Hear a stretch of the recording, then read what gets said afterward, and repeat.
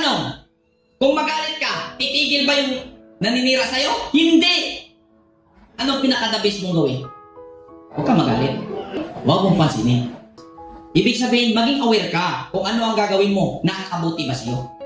Yan ang tanong. Bawat gawin mong hakbang, tanungin mo sarili mo, kung gagawin ko ito, mag-release ba ito ng resulta na makakabuti sa akin?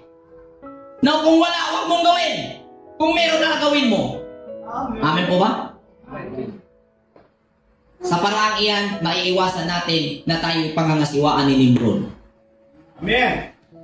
Bertira ba ng malituhang Nimrod? Ingon pas istorya mga igsoon. Kani ko nas Nimrod, mao ni gatukod sa Babil. Kani ko nung Babil, mao ko nung taas kayong tower dito sa Sinar. Abog ko nung estanan.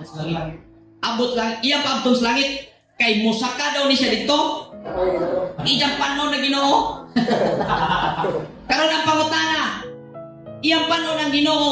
Di ba ang Ginoo espiritu? Amen. So kami pagpana. Subot ipasabot. Si Nimrod espiritu. Nanong yung mahimong tao? Kaya mong gumugo. Minaw lagi mo. Suwail. No? Sige lang. Mamumunga rin pagdating ng araw. Lahat ng itinanim ay namumunga.